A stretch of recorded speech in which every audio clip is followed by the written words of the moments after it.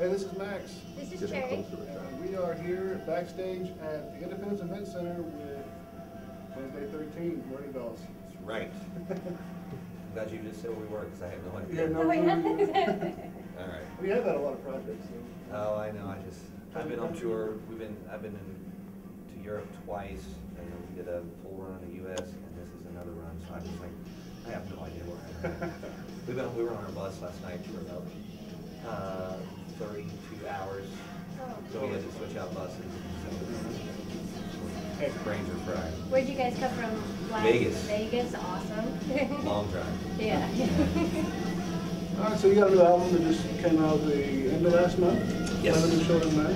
It's a lot of the reviews of it. Go say it's kind of the next progression in the Murderdolls sound repertoire. I mean, I know the first album was basically stuff that you and Joey had written in your previous bands. Right. So it's a little more metal than punk, I think. I mean, would you like to? Yeah, you know, I mean, I don't really ever call anything, you know, I don't know what people consider metal, like what I might consider metal, because that's not metal, that's hard rock. So I don't know. I mean, I always thought Murderdolls, we had, you know, even with our songs, like on the first CD, like, you know, Dead in Hollywood, da da da da da da. To me, that sounds metal. You know, Yeah. it's almost like the Megadeth riff or Old White Zombie riff or something like that. So I always, that's what metal we are. Then yeah, I guess we're in that kind of style. But you know, it wasn't a, you know, it was 8 years of getting song ideas together. So we just didn't write those songs in the studio like we just came with them from scratch. It was 8 years to listen to this, and listen to that. We just brought a lot of different influences. It would have been easy and safe to come back and do part 2 of that album. Yeah. So, you know, I wanted to just do something different. And you have to make yourself happy first. And you know, and once we were having fun with it, we were like, it sounds great. We knew our fans would like it. I know some won't, but, you know. Everything that changes, Everybody going to drop out, and yeah, so people exactly. like it better. So there was a comment that AC Slade made about he didn't really like the album. He said that you guys are doing what you never said. You said you never do, Right. and it's totally. Would you like to respond to that? You know, you know, I'll keep it short and sweet. I read about it, I heard about it, and the whole thing, and it's just, you know, the thing was, you know, we just, and as I said before, we wanted to get a fresh lineup with this new record and band and everything, and you know, those guys just, you know, we didn't want to use those guys, you know, and that was pretty much what it was, and we didn't want to air any dirty laundry. I wouldn't say anything about any of his projects or anything if he doesn't like what it was, you know. One thing he said was completely wrong, was that I believe he said that when we formed the band, he wasn't even part of forming the band at all. So it was. Oh well, it sounds like he's a little upset. Yeah, it does sound like he was kind of upset, Oh. but I just thought that was kind of odd. Oh well.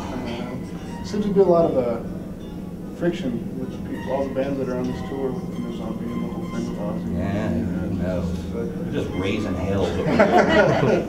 That's what they should have called it, the Raising Hell Exactly. tour. Raising hell. Raising hell. We say things.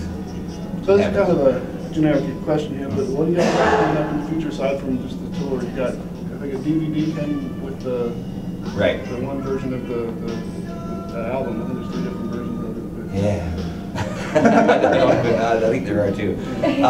Basically, we have a lot of stuff that, you know, we want to get done. Whether we'll see what happens. We just shot the video for the song Nowhere right before the tour started. So we just shot that with the same guy that did Dark Place Alone and Dead in Hollywood, Paul Brown. So it's really cool. It's a really different video for us. You know, so we're really excited to see how it turns out. And we filmed it out in the desert in California.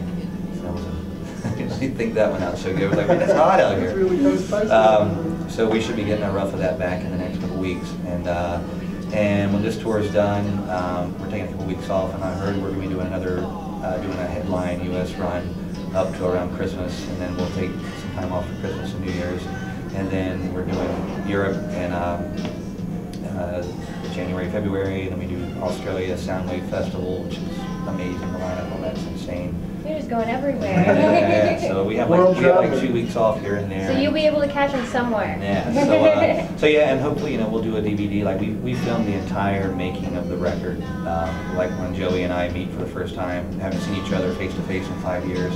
we have that whole meeting. That's cool. It's a really, really cool thing. We were actually watching it the first time since we recorded it the other day. I'm like, whoa, this is awesome. Murderdolls reality television. Yeah, it was. We just had it filmed the whole time. We just went. It showed us writing the songs for the first time we actually play, and so hopefully we can put that out at the end of the year and maybe make like a cool live album and like the making of the record, because it's a really cool raw, just me and Joey just going in the bullpen kind of, so there's so much stuff, we're just going to be touring, and that was why we took us so long to do this record and waited so long, is because we never had the time to commit to it. It was always going to be, we got maybe 6 to 8 months to do a record and tour, and it's like, that's not good enough.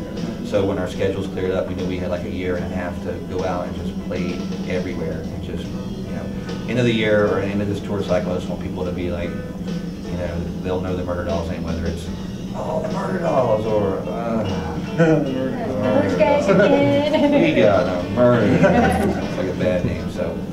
Well, So that's the hope. On the new album, would you say that it's more serious? Because it's not as, it doesn't seem as campy and tongue-in-cheek as the first one.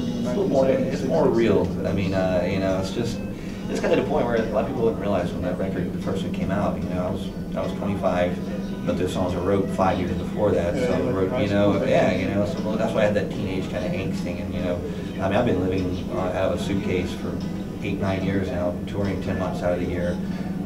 Joey does the same thing. He does it on different levels. I've did it on a big level, and I've did it crunched in a van and sleeping in a Walmart parking lot, so your visual and your reality stuff you want to sing about changes a little bit. You can still do it and still do it, and I think we pulled it off on this record. It's still Murderdolls, but it's a darker.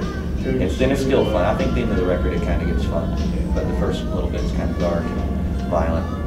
So. Well, Wednesday 13th, thank you everyone for tuning in. Thank you for your time. And Living and Children Last is available now pretty much anywhere you can buy anything. Yes, except in places like Walmart. No, because I don't like it. Too angry. We fucking mean it. We're on advisory. Fucking mean it.